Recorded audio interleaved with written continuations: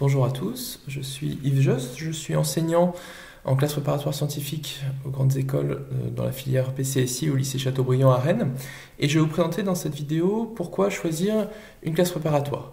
Alors on va développer les différents items là, que vous pouvez voir sur l'écran, c'est-à-dire le parcours sécurisé, la formation gratuite, les très bons résultats au lycée Chateaubriand et puis le cadre favorable pour s'épanouir dans ses études.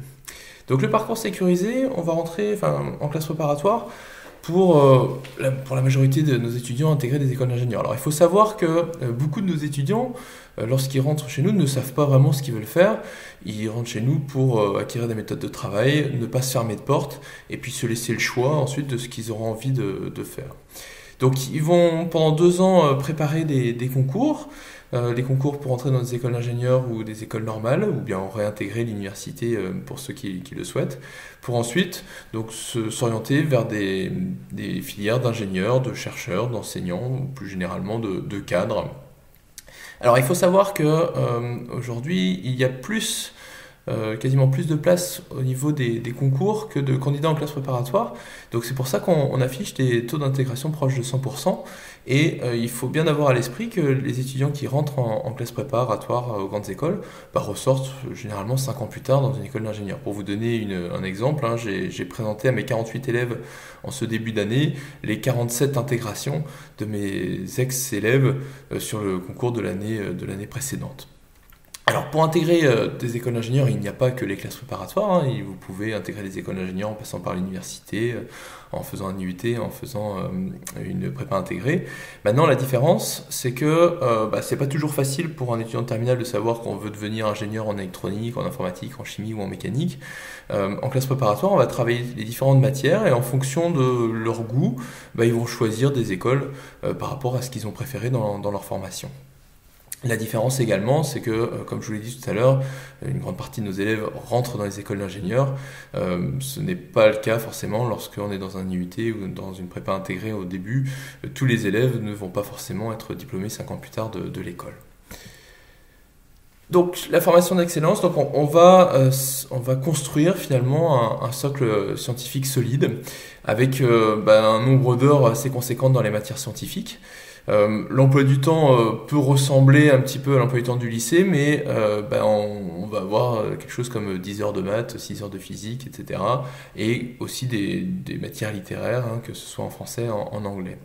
Donc du travail à appréhender, et donc on va essayer de travailler sur des méthodes de travail pour pouvoir être capable d'appréhender tout ce qui va être demandé aux étudiants.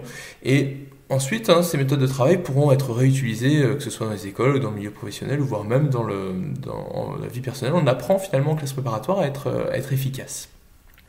Alors la formation est encadrée par des enseignants qui sont en charge finalement d'une seule classe. Donc ça veut dire que l'enseignant connaît parfaitement tous ses étudiants et il connaît le profil de l'étudiant. Il sait si c'est un étudiant qui a des grandes capacités mais qui a du mal à se mettre au travail, sur lequel il peut essayer d'appuyer pour qu'il exploite toutes ses capacités, ou si c'est un étudiant qui est un petit peu en difficulté malgré un travail très, très dense.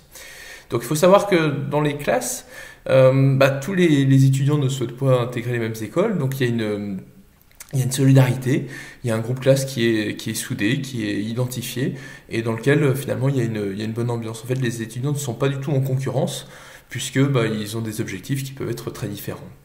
Les élèves sont évalués régulièrement, c'est-à-dire soit par des interrogations orales, par des interros, par des devoirs surveillés. On va avoir un contrôle continu qui va être très régulier et qui permet aux enseignants d'identifier sur certains profils d'étudiants si il y a quelque chose qui ne va pas, et on va aller tout de suite à l'écoute de l'étudiant pour essayer de comprendre ce qui se passe.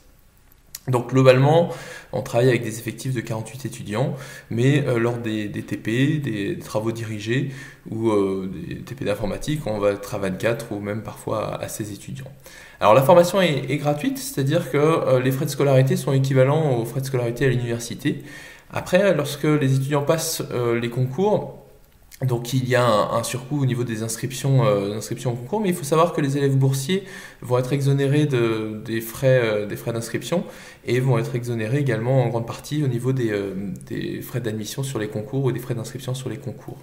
Donc globalement, on est sur une formation donc post-bac qui est quasiment gratuite par rapport à ce qui peut se faire par ailleurs. Alors, un point sur les intégrations de nos élèves en 2020.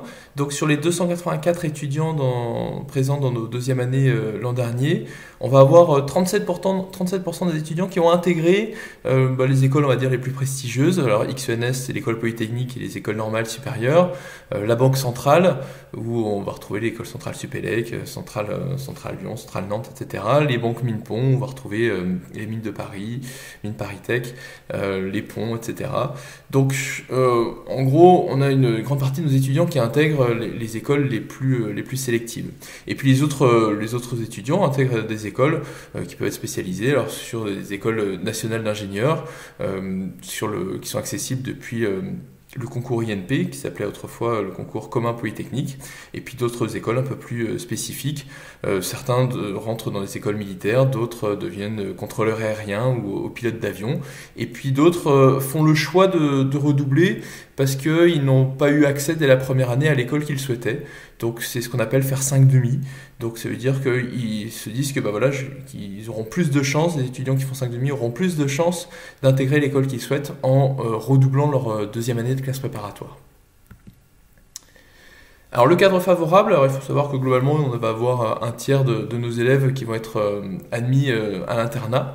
Il y a, pour ceux qui ne sont pas admis à l'internat, alors les admissions d'internat se font sur des critères sociaux, et pour ceux qui souhaitent être à proximité du lycée, il y a de nombreux logements qui permettent aux étudiants finalement de travailler ensemble dans des salles de travail qui sont mises à disposition par le lycée. Donc pour des étudiants qui sont sur les logements à proximité, ils ont la possibilité de manger le soir au self, ce qui leur permet finalement d'avoir leur logement quasiment que pour dormir si ils se nourrissent et si ils étudient dans les salles d'études du lycée. Il y a un service d'infirmerie qui est à disposition des étudiants. Le sport est absolument également indispensable à nos étudiants pour avoir un rythme équilibré.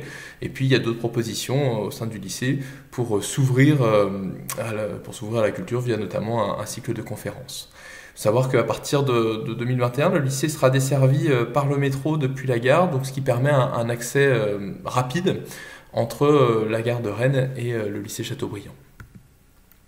Donc voilà, on a fait un petit peu le tour sur le choix d'une classe préparatoire. Donc on va terminer cette vidéo et puis je vous laisse continuer sur le choix entre les filières MPSI et PCSI.